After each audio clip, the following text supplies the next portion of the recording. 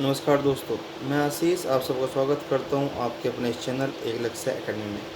आइए शुरू करते हैं क्लास 7th का चैप्टर नंबर 8 ज्योग्राफी सब्जेक्ट का, जिसका नाम है human environment interactions the tropical and सब ट्रॉपिकल रीजन।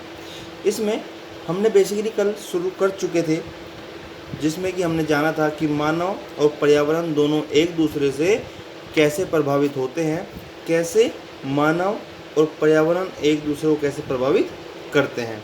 तो कल हमने पढ़ा था life in the Amazon basin. Amazon जल संग्रहण क्षेत्र में लोगों का जीवन कैसा था, कैसा वहाँ पे अभी जीवन है, कैसे उस नदी का नाम अमेजन पड़ा था और वहाँ पर कैसी जलवायु है, कैसे वर्षा वन है और वहाँ पर निवासी कैसे हैं। ठीक है दोस्तों, आज हम शुरू करने जा रहे हैं इस चैप्टर का नेक्स्ट टॉपिक, जो है हमारा life in the Ganga Brahmaputra basin. क्या है दोस्तों? Life in the Ganga Brahmaputra basin. ठीक है, इसमें हम जानेंगे कि जो गंगा ब्रह्मपुत्र जल संग्रहण क्षेत्र है या गंगा ब्रह्मपुत्र जो बेसिन है, वहाँ पर जीवन कैसा है, वहाँ पर लोग कैसे रहते हैं, वहाँ पर जलवायु कैसी है, वहाँ के वन कैसे हैं, वहाँ पर वन्यजीव कैसे हैं। इन चीज़ों को हम लोग इस टॉपिक में पढ़ेंगे। आइए शुरू करते हैं। The tributaries of river Ganga and Brahmaputra together form the Ganga Brahmaputra basin in the Indian सब कॉन्टिनेंट। अगर बात करें गंगा और ब्रह्मपुत्र नदी और इनके सहायक नदियों की, तो ये सब मिलकर क्या बनाती हैं? भारतीय उपमहाद्वीप में गंगा ब्रह्मपुत्र जल संग्रहण क्षेत्र बनाती हैं। गंगा ब्रह्मपुत्र जल संग्रहण क्षेत्र या गंगा ब्रह्मपुत्र बेसिन बनाती हैं। कैसे? गंगा और उसकी सहायक नदियाँ, ब्रह्मपुत्र नदी और उसकी सहायक नदियाँ, ये सब आपस में मिलकर गंगा ब्रह्मपुत्र जल संग्रहण क्षेत्र या गंगा ब्रह्मपुत्र बेसिन का निर्माण करती हैं। The basin lies in the sub tropical region that is situated between 10 degree north to 30 degree north latitude. और आपका जो गंगा ब्रह्मपुत्र बेसिन है, यह बेसिकली स्थापित होता है या स्थित है कहाँ पर? सब ट्रॉपिकल उपोष्ण प्रदेश में। कल हमने अमेजन पढ़ा था, तो वह कहाँ पर था? वह था आपका ट्रॉपिकल रीजन में, उष्ण कटिबंधीय क्षेत्र में, जिसको कि आप इक्वेटोरियल रीजन भी कहते हैं। लेकिन यह कहाँ पर स्थित है? यह आपका उपोष्ण प्रदेश में सब ट्रॉपिकल रीजन, जो कि 10 degree north to 30 degree north के बीच में स्थित है। अमेजन कहाँ पर था? 10 डिग्री नॉर्थ से लेकर 10 डिग्री साउथ के बीच में स्थित था। The tributaries of the Ganga like the Ghaghara, the Son, the Chambal, the Gandak, the Kosi. जो गंगा नदी की सहायक नदियां हैं, जो गंगा नदी की सहायक नदियां हैं, वे कौन कौन सी हैं? घाघरा नदी, सोन नदी, चंबल नदी, गंडक नदी, कोसी। ये सहायक नदियां किसकी? गंगा की। इसी तरह ब्रह्मपुत्र भी, जो ब्रह्मपुत्र नदी है, उसकी बहुत सारी सहायक नदियां हैं जो आपका गंगा ब्रह्मपुत्र बेसिन निर्मित करती हैं। Look at the Atlas. अब आप मैप में देखिए और वहाँ पर इनकी सहायक नदियाँ किसकी? ब्रह्मपुत्र नदी की सहायक नदियों को पहचानिए, उनके नाम वहाँ पर लिखिए। The plains of the Ganga and the Brahmaputra, the mountains and the foothills of the Himalayas and the Sundarbans delta are the main features of the basin. The plain of the Ganga, जो आपका गंगा और ब्रह्मपुत्र का मैदान है, या जो यहाँ के पर्वत हैं, या जो इनके गिरिपाद, फुटहिल्स होते हैं गिरिपाद, किसके? हिमालयंस के। किसके? हिमालयाज के। And the Sundarban delta are the main features of this basin. और इस जल संग्रहण क्षेत्र में या इस बेसिन में जो आपको आमतौर पर या मुख्य रूप से या मुख्य विशेषताएं जो इस बेसिन की हैं, क्या क्या हैं?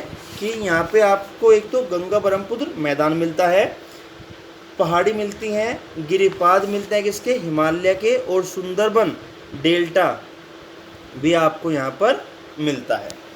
अब एक बार हम लोग मैप देखते हैं। ये आपका है इंडिया का मैप। क्या दोस्तों? इंडिया का मैप। आपने देखा ये आपकी रिवर गंगा है, ठीक है। जो ये इधर से है ये आपकी रिवर यमुना है। यमुना भी आपकी गंगा रिवर की मुख्य सहायक नदी है। ठीक है, ये आपकी सोन नदी है, ये आपकी कोसी है, ये घाघरा है, ये गंडक नदी है। ठीक है, तो ये और ये आपकी चंबल है। ये आपकी सहायक नदियाँ किसकी? गंगा नदी की। ठीक है, ये देखिए ऊपर चाइना से होते हुए तिब्बत में इसका निर्माण होता है किसका? ब्रह्मपुत्र नदी का। ये यहाँ से इस तरह आते हुए फिर अरुणाचल प्रदेश में एंट्री करती है। अरुणाचल प्रदेश से होके असम से होते हुए यह फिर आपका बांग्लादेश पहुँच जाती है। गंगा नदी और जो ब्रह्मपुत्र नदी है दोनों बांग्लादेश में जाकर मिलती हैं और बांग्लादेश से मिलकर ये आगे बंगाली खाड़ी में जाकर मिल जाती है और यहाँ पर ये आपका सुंदरबन डेल्टा निर्मित करती हैं। तो दोस्तों आपको पता लगा कि सुंदरबन डेल्टा कहाँ पर बनता है, कैसे बनता है। ये जब आपकी नदी इस बंगाली खाड़ी में जाकर गिरती है तो आपका ये देखिए ट्रायंगुलर फॉर्म बन जाती है जिसको आप सुंदरबन डेल्टा कहते हैं। ठीक है दोस्तों, और यहाँ पे हमें मिलता क्या क्या है अभी हमने पढ़ा। एक तो ये आपका मैदान इलाका है, कौन सा? गंगा ब्रह्मपुत्र का मैदान इलाका है। इसके साथ ये हिमालय के फुट हिल्स हैं, बहुत ऊंची ऊंची यहाँ पर पहाड़ियाँ भी देखने को मिलती हैं, माउंटेन जिसको आप कहते हो। उसके साथ साथ ये आपका सुंदरबन डेल्टा भी इसी क्षेत्र में पाया जाता है। ठीक है, आइए next. The oxbow lakes dot the plain area. इस मैदानी क्षेत्र में ओक्सबो लेक को आप कहते हैं चाप झील। कौन सी? चाप झील भी मैदानी इलाके में ही पाई जाती है। The area is dominated by monsoon climate. और आपका जो ये क्षेत्र है इस क्षेत्र में कौन सी जलवायु मिलती है? मानसूनी जलवायु मिलती है। इस क्षेत्र में आपको मानसूनी जलवायु मिलती है। The monsoon brings rains from mid June to mid September. और जो मानसून है वह यहाँ पर बारिश लेके आता है। क्या लेके आता है? बारिश लेके आता है। कब? जून के बीच से सितंबर के बीच तक, मतलब कि लगभग 10-15 जून से लेकर और लगभग 15-20 सितंबर तक यहाँ पर अच्छी बारिश आती है क्योंकि तभी मानसून आता है। This summers are hot. यहाँ पर जो समर सीजन है, ग्रीष्म ऋतु है, वह बहुत ज़्यादा गर्म होती है। और यहाँ पर जो विंटर है, सर्दी है, शीत ऋतु है, वह बहुत ज़्यादा ठंडी होती है। हमने 8.8 मैप देखा। ठीक है, उसमें हमें राज्य बताना है किस राज्य में गंगा ब्रह्मपुत्र बेसिन स्थित है। तो हमने बताया कहाँ पर? उत्तर प्रदेश, बिहार, झारखंड, वेस्ट बंगाल। ठीक है, उत्तर प्रदेश, बिहार, झारखंड, वेस्ट बंगाल। और जो आपकी बाकी सहायक नदियाँ आती हैं वो मध्य प्रदेश से, छत्तीसगढ़ से, उड़ीसा से नहीं आती। उड़ीसा में गोदावरी जो कि सीधी बे ऑफ बंगाल में जाकर मिल जाती है। ठीक है, आइए। The basin area has varied topography. जो आपका यह जल संग्रहण क्षेत्र है या जो बेसिन एरिया है, यहाँ पर आपको भिन्न या विभिन्न स्थलाकृति देखने को मिलती है। The environment plays a dominant role in the distribution of the population. जो आपका पर्यावरण है यह एक बहुत महत्वपूर्ण रोल प्ले करता है, एक महत्वपूर्ण भूमिका निभाता है। किसमें? जनसंख्या के वितरण में। डिस्ट्रीब्यूशन ऑफ पॉपुलेशन, जनसंख्या का वितरण। The mountain areas with steep slopes have inhospitable terrain. जो पर्वत होता है और पर्वत की तेज ढलान होती है वह बसने के लिए प्रतिकूल होती है। इनहॉस्पिटेबल, प्रतिकूल। वहाँ पर आदमी नहीं बच सकता, वहाँ पर आदमी नहीं रह सकता, वह वहाँ पर रहने के योग्य स्थान नहीं ढूंढ सकता।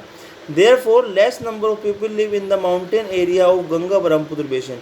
इसलिए बहुत कम जनसंख्या में लोग वहाँ पाए जाते हैं जो कि गंगा ब्रह्मपुत्र बेसिन में ऊंचे पर्वत हैं। The plain area provides the most suitable land for human habitation. और जो आपका प्लेन एरिया होता है, जो मैदानी इलाका है, मैदानी इलाके में आपको उपयुक्त ज़मीन मिल जाती है इंसान के निवास के लिए, इंसान के रहने के लिए। द सोइल इज़ फर्टाइल, और यहाँ की जो मिट्टी होती है वह भी उपजाऊ होती है।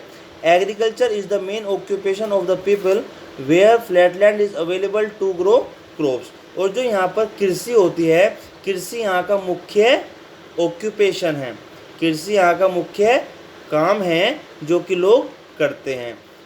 जहाँ पर फ्लैट लैंड, जहाँ पर कि आपकी समतल भूमि उपलब्ध होती है फसल को उगाने के लिए, ठीक है। मिट्टी उपजाऊ है।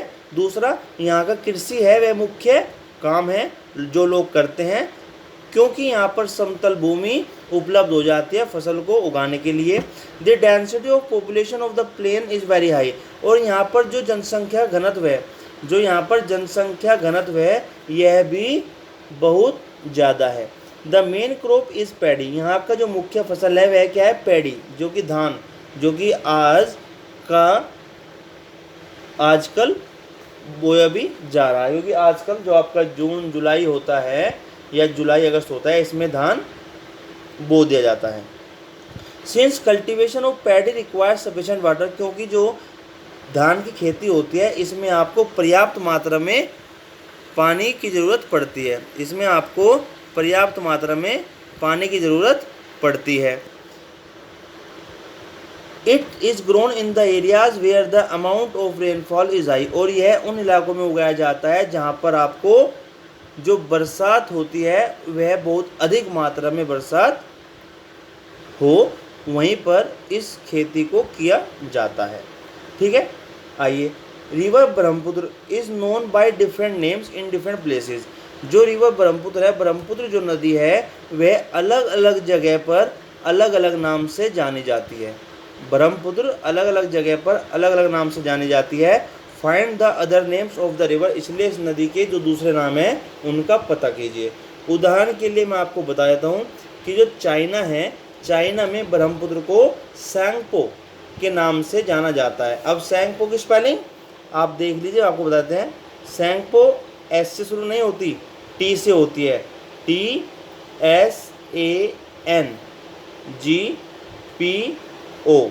सैंगपो नाम से चाइना में जानी जाती है। अब आपको बताना है कि ये अरुणाचल प्रदेश, असम, बांग्लादेश में किस किस नाम से जानी जाती है। अभी हमने पढ़ा कि जो जनसंख्या का घनत्व होता है, पॉपुलेशन डेंसिटी होती है, वह प्लेन एरिया में बहुत ज़्यादा होती है।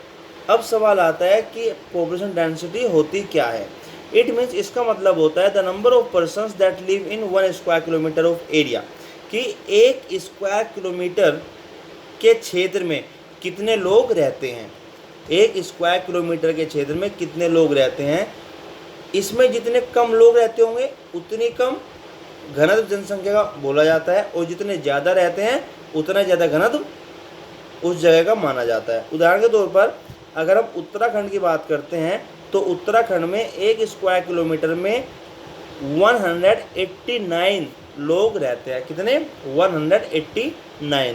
लेकिन अगर आप वेस्ट बंगाल की बात कर लो तो वेस्ट बंगाल में 1 स्क्वायर किलोमीटर में 1029 लोग रहते हैं, इसका लगभग 9 गुना।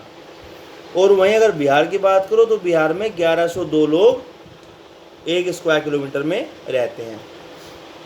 ठीक है दोस्तों, आइए। Wheat, maize, sorghum, gram, millets are the other crops that are grown. और इस जो हम धान की खेती करते हैं इसके अलावा यहाँ पर और भी खेती होती है, जैसे आपका वीट गेहूँ, मेज मक्का, सोरगम ज्वार, ग्राम चना, मिलेट्स बाजरा, ये भी कुछ दूसरी फसल हैं जो यहाँ पर उगाई जाती हैं। कैश क्रॉप्स कुछ नकदी फसल हैं जो यहाँ उगाई जाती हैं, जैसे कि आपका शुगर केन गन्ना या जूट जिसको आप पटसन भी कहते हैं। बनाना प्लांटेशन, यहाँ पर केले के बागान भी लगाए जाते हैं कुछ मैदानी इलाकों में। वेस्ट बंगाल और असम की अगर बात करें, यहाँ पर चाय के बागान आपको बहुत ज़्यादा देखने को मिलते हैं। Silk is produced through the cultivation of silk worms in parts of Bihar and Assam. Bihar और असम के कुछ हिस्सों में आपको सिल्क के कीड़ों, जो सिल्क बनाने वाले कीड़े होते हैं, तो सिल्क के कीड़ों का संवर्धन भी दिखता है जिससे कि आप सिल्क उत्पन्न कर सकते हैं। In the mountains and hills, पहाड़ों और पर्वतों और पहाड़ों पर, where the slopes are gentle, जहाँ पर जो ढलान है वह थोड़ा मंद है, थोड़ा कम है, वहाँ पर भी लोग फसल उगाते हैं। किस तरीके से? टेरेस बनाकर। टेरेस को आप क्या कहते हैं? वेदिकाएं। टेरेस बना खेती करते हैं। इसका उदाहरण आपको दिखा देते हैं, जैसे कि आपका ये देखिए दोस्तों, ये ना, ये पहाड़ काट कर और लोगों ने यहाँ पर इस तरह से टेरेस बनाए हुए हैं कि लेयरिंग तरीके से, भाई एक ये हो गया, एक थोड़ा आगे, इस तरीके से, इस तरह बनाते हैं। इसको टेरेस फार्मिंग कहते हैं। ठीक है, क्योंकि इससे सारा पानी एक साथ नहीं बहता, तो वहाँ पर रुक जाता है और लोग खेती करने में सक्षम हो जाते हैं। आइए, the vegetation cover of the area varies according to type of landforms. जैसे कि स्थला रूप होता है, जमीन का जो रूप होता है, उस पर निर्भर करते हुए वनस्पति का रूप भी बदल जाता है, या एक क्षेत्र में जो वनस्पति होती है वह कितना क्षेत्र कवर करती है, यह भी डिपेंड करता है कि उस भूमि का रूप क्या है, स्थला रूप क्या है। जैसे कि हमने लैंडफॉर्म्स के रूप पढ़े थे, क्या पढ़े थे? वे हमने पढ़े थे माउंटेन्स, प्लेट्यूज, प्लेन्स। इस तरीके से हमने उन रूपों को पढ़ा था, और उन पर निर्भर करते हुए जो वनस्पतियां होती हैं वह भी क्षेत्र को कवर करती हैं उसी के आधार पर। In the Ganga and Brahmaputra plain tropical deciduous trees grow. अगर हम गंगा और ब्रह्मपुत्र मैदान की बात करते हैं तो यहाँ पर आपको उष्णकटिबंधीय पर्णपाती वन या पेड़ मिलते हैं। इसके साथ साथ आपको यहाँ पर टीक, सॉल और पीपल, इसके टीक, सॉल और पीपल। टीक मतलब सागवान, साखू, और पीपल के पेड़ भी आपको यहाँ मिलते हैं। Thick bamboo groups are common in the Brahmaputra plain. और अगर हम ब्रह्मपुत्र मैदान की बात करते हैं तो ब्रह्मपुत्र मैदान में तो आप कह सकते हैं कि घने बांस के घने झुरमुट भी देखने को मिलते हैं। घने बांस मतलब बांस की बहुत ज़्यादा मात्रा यहाँ पर उगाई जाती है। The delta area is covered with the mangrove forest. और जो आपका डेल्टा एरिया जैसे कि सुंदरबन का एरिया, तो सुंदरबन का एरिया जो है वह बेसिकली किस तरह के वनों से ढका हुआ है? वह ढका हुआ है आपका मैंग्रोव फॉरेस्ट से। किससे? Mangrove forest. मैंग्रोव फॉरेस्ट कौन से होते हैं? मैंग्रोव फॉरेस्ट वो जंगल होते हैं जो कि नमकीन पानी में होते हैं, जो कि नमकीन पानी में होते हैं। अब वहाँ पे देखा सुंदरबन डेल्टा में क्या है, बंगाल की खाड़ी में जो जगह मिल जाती है वह सुंदरबन डेल्टा बना हुआ है। तो जब बंगाली खाड़ी में मिल जाता है दैट मीन्स उसका पानी भी खारा हो चुका है, इस वजह से वहाँ पर मैंग्रोव फॉरेस्ट पाए जाते हैं। In parts of Uttarakhand, Sikkim and Arunachal Pradesh. अगर हम बात करें उत्तराखंड के हिस्सों की, सिक्किम के हिस्से की या अरुणाचल प्रदेश के हिस्सों की, तो यहाँ पर आपको शंकुधारी पेड़, कैसे? शंकुधारी या शंकुआ आकार के पेड़ देखने को मिलते हैं, जैसे कि पाइन, देवदार एंड फिर।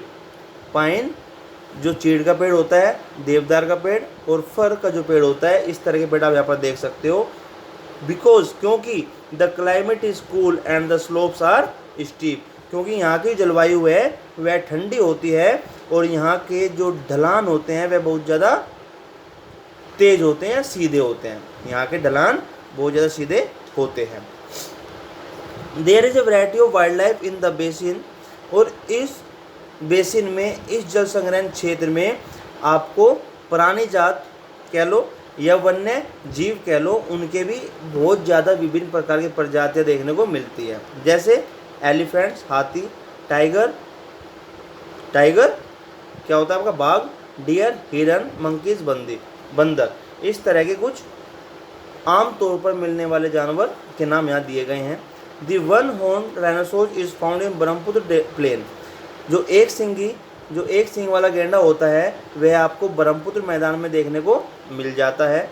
इन द डेल्टा एरिया, इस डेल्टा के क्षेत्र में बंगाल टाइगर, क्रोकोडाइल मगरमच्छ, एलिगेटर जो कि मगरमच्छ की तरह के लंबी चोंच वाला होता है, ये सब आपको कहाँ मिलते हैं? डेल्टा के क्षेत्र में। Aquatic life abounds in the fresh river waters, the lakes and the Bay of Bengal sea. जो आपको जलीय जीव भी आपको प्रचुर मात्रा में मिलते हैं। कहाँ पर? साफ पानी की नदियों में, झीलों में और बंगाल की खाड़ी में आपको ये जल जीव अधिक मात्रा में देखने को मिलते हैं।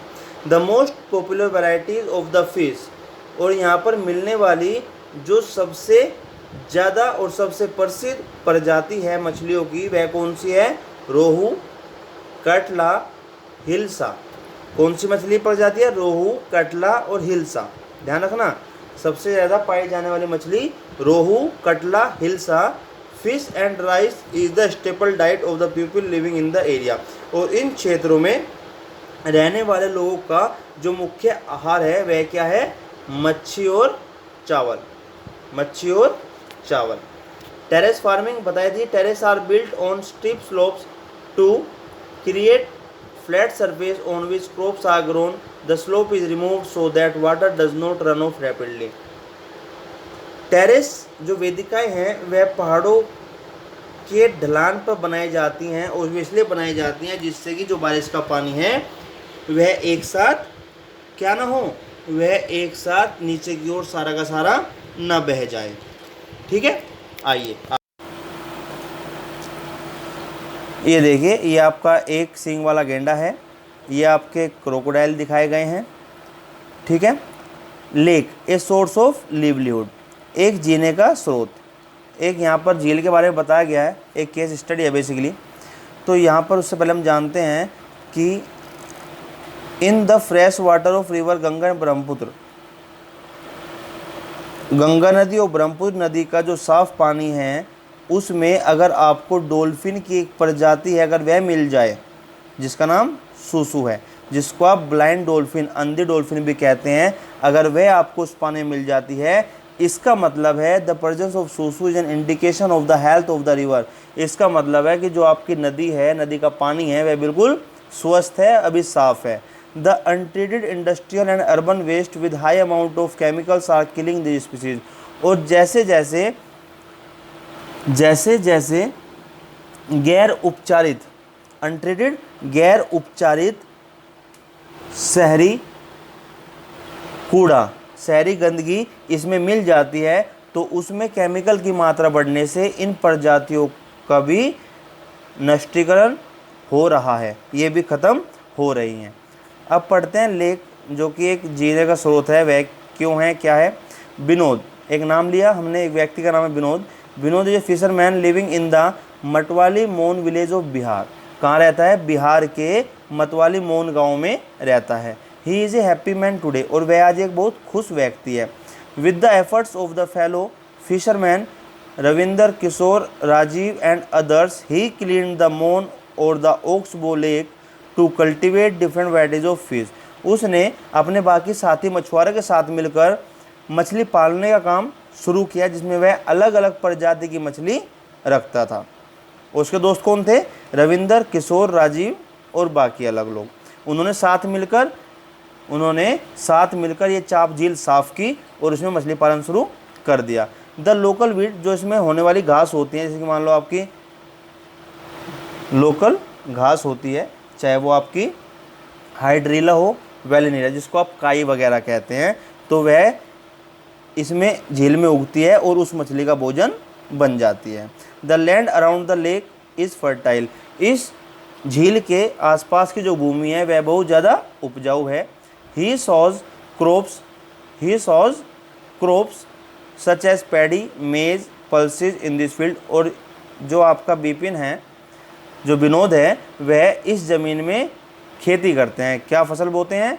पैडी धान लगाते हैं, मक्का लगाते हैं, पल्सेज दाल लगाते हैं। The buffalo is use to plough the land, और इस खेत को जोतने के लिए लोग भैंसे का इस्तेमाल करते हैं। द कम्युनिटी, जिसको देसी भाषा में जोट्टा कहते हैं। द कम्युनिटी सेटिस्फाइड, इनको समुदाय है, संतुष्ट है। There is enough fish catch from the river, यहाँ पर पर्याप्त मात्रा में नदी से भी मछलियाँ पकड़ी जाती हैं। एनफ फिश टू ईट, पर्याप्त मात्रा में मछली होती है खाने के लिए। एंड एनफ मिस, और पर्याप्त मछली होती हैं क्या करने के लिए? To sell in the market, बाज़ार में बेचने के लिए। ठीक है, खाने के लिए भी पर्याप्त होती हैं और बेचने के लिए भी पर्याप्त होती हैं। They have even begun supply to the neighbouring town, और इन लोगों ने आसपास के कस्बों में भी मछली को बेचना शुरू कर दिया। The community is living in harmony with nature, यहाँ का जो समुदाय है ये प्रकृति के साथ तालमेल बनाकर रहता है। यहाँ का समुदाय प्रकृति के साथ तालमेल बनाकर रहता है। As long as the pollutants from nearby towns do not find their way into the lake waters, जैसे जब तक का जो दूषित तत्व हैं वे शहरों से इन गांवों की नदियों तक, झीलों तक नहीं पहुंच जाते, the fish cultivation will not face and तब तक मछली पालन के काम को कोई भी खतरा नहीं है। जिस दिन वे दूषित तत्व यहाँ तक पहुँच गए, समझो कि मत्स्य पालन का जो काम है वह भी प्रभावित होगा और उसका हर्जाना लोगों को भुगतना पड़ेगा। The Ganga Brahmaputra plain has several big towns and cities, जो गंगा ब्रह्मपुत्र का मैदानी इलाका है यह अपने अंदर या इसमें बहुत सारे शहर और कस्बे बसे हुए हैं। उनमें से कुछ शहरों का नाम आपको बताते हैं, जैसे कि इलाहाबाद, कानपुर, वाराणसी, लखनऊ, पटना और कोलकाता। ये कुछ शहर हैं जो गंगा ब्रह्मपुत्र मैदानी क्षेत्र में बसे हुए हैं, और इन सब की all with the population of more than 10 lakhs are located along the river Ganga, और इन ये सब जो बसे हुए हैं लगभग 10 लाख से भी ज़्यादा जनसंख्या वाले जगह हैं जो कि गंगा नदी के तट पर स्थित हैं। कहाँ पर स्थित हैं? गंगा नदी के तट पर। The waste water from this towns and industries is discharge into the river, और इन शहरों से और इन कस्बों से जो गंदा पानी है वह इन नदी में जाकर मिल जाता है। This leads to the pollution of the rivers, और इसकी वजह से जो ये नदियाँ हैं यह दूषित हो रही हैं। ठीक है, all the 4 ways of transport are well developed in the Ganga Brahmaputra basin. Ganga Brahmaputra जल संग्रहण क्षेत्र में या गंगा ब्रह्मपुत्र बेसिन में जो भी आपके 4 तरह के यातायात है, परिवहन है, वे सब अच्छे से विकसित हैं। कौन से यातायात हैं? 4 बताए थे आपको। एक तो आपका रोडवेज, एक रेलवेज, एक वाटरवेज और एक एयरवेज। दैट मीन्स सड़क मार्ग, जल मार्ग, वायु मार्ग और रेल मार्ग। ठीक है। In the plain areas the roadways and railways transport the people from one place to another. जो आपका मैदानी क्षेत्र है वहाँ पर तो सड़क मार्ग और आपका रेल मार्ग से लोग एक जगह दूसरी जगह पहुँच जाते हैं। The waterways is an effective means of transport particularly along the reverse. जो आपका जल मार्ग है यह बड़ा प्रभावी तरीका है। कहाँ पर? नदी के किनारे किनारे। नदी के साथ साथ अगर यातायात करना है तो उसके लिए जल मार्ग भी बड़ा अच्छा है। Kolkata is an important port on the river Hooghly. Kolkata एक ऐसा शहर है जहाँ पर बहुत मुख्य पत्तन हैं। कहाँ पर? रिवर हुगली के, ये रिवर हुगली पर, रिवर हुगली जो हुगली नदी है उस पर कोलकाता एक मुख्य पोर्ट है, पत्तन है। The plain area also has a large number of airport. और आपका जो मैदानी इलाका है इस पर बहुत अधिक मात्रा में हवाई अड्डे बने हुए हैं। Tourism is an another important activity of the basin. जो आपका टूरिज्म है, जो पर्यटन है, टूरिस्ट पर्यटक, टूरिज्म पर्यटन, जो आपका पर्यटन है यह दूसरी मुख्य क्रिया है या अन्य मुख्य क्रिया है किसकी? इस बेसिन की, इस जल संग्रहण क्षेत्र की। Taj Mahal on the banks of river Yamuna in Agra. Agra में जो ताजमहल बना हुआ है वह किस नदी के तट पर बना हुआ है? यमुना नदी के तट पर। आप सवाल पूछा जा सकता है दोस्तों कि यमुना नदी के तट पर कौन सी ऐतिहासिक इमारत बनी हुई है, तो वह कौन सी है? आगरा में ताजमहल। इलाहाबाद में गंगा और यमुना का संगम होता है, कहते हैं ना, संगम है इलाहाबाद में, गंगा यमुना का संगम है इलाहाबाद में। Buddhist stupas in Uttar Pradesh and Bihar. Bihar में बौद्ध स्तूप बने हुए हैं। क्या है? बिहार में बौद्ध स्तूप बने हुए हैं। लखनऊ में इमाम बाड़ा बना हुआ है। असम में क्या है? काजीरंगा और मानस वाइल्ड लाइफ सेंचुरीज। क्या है? असम में काजीरंगा और मानस वन्य प्राणी अभ्यवन है। क्या है? मानस वन्य प्राणी अभ्यवन, वाइल्ड लाइफ सेंचुरीज अभ्यवन। And Arunachal Pradesh with a distinct tribal culture are some of the places worth a visit. और अरुणाचल प्रदेश में एक विशिष्ट डिस्टिंक्ट विशिष्ट ट्राइबल कल्चर जनजातीय संस्कृति है जो कि दर्शनीय स्थल है, जिसको लोग देखने यहाँ पर आते हैं। तो यहाँ पर लोग क्या क्या देखने आते हैं भाई? आगरा का ताजमहल हो गया, इलाहाबाद का संगम, नदियों का संगम हो गया, उत्तर प्रदेश और बिहार में बौद्ध के स्तूप हो गए, लखनऊ में इमामबाड़ा हो गया, असम में काजीरंगा और मानस वाइल्ड लाइफ सेंचुरी हो गई, अरुणाचल प्रदेश में विशिष्ट जनजातीय संस्कृति है। ये सब चीज़ें हैं जिसको लोग देखने आते हैं। इसके अलावा और भी काफ़ी सारी चीज़ें हैं। ये तो बात हो रही है जो आपकी कहाँ पर है? गंगा ब्रह्मपुत्र बेसिन में है। ठीक है, तो दोस्तों ये हमारा चैप्टर 8 कंप्लीट हो चुका है। अगर इसमें आपको कोई समस्या आती है तो आप हमसे पूछ सकते हैं। उदाहरण के लिए आपने पहला क्वेश्चन देखा, टोकन्स आर ए टाइप, कि जो टोकन्स हैं वह एक प्रकार है किसका? बर्ड्स का, एनिमल्स का या क्रॉप्स का। तो हमने पहली क्लास में पढ़ा था कि टोकन्स एक बर्ड है जो अमेजन बेसिन में पाई जाती है। इस तरीके से आप लोग इन सब को सोल्व करोगे। अगर सोल्व नहीं होते हैं तो हम आपके लिए अवेलेबल है, आप लोग हमसे पूछ सकते हैं। ये मैचिंग है, इनको आपको करना है। नीचे भी एक कमेंट दिया गया है, इसको भी आपको सोल्व करना है। ये सब आप लोग बड़े अच्छे से करेंगे। अगर कोई समस्या आती है तो I am always here for you. Just send me a message on my WhatsApp number और just leave a comment, I will give solution on the same place. ठीक है दोस्तों, नमस्कार, धन्यवाद। आप लोग जितना सहयोग कर रहे हैं उतने ही देते रहिए। मैं पूरी कोशिश करूँगा कि आपको हर बार कुछ नया और कुछ अच्छा सिखाने का प्रयास करूँ। नमस्कार दोस्तों, धन्यवाद, बाय बाय, मिलते हैं अगली क्लास में।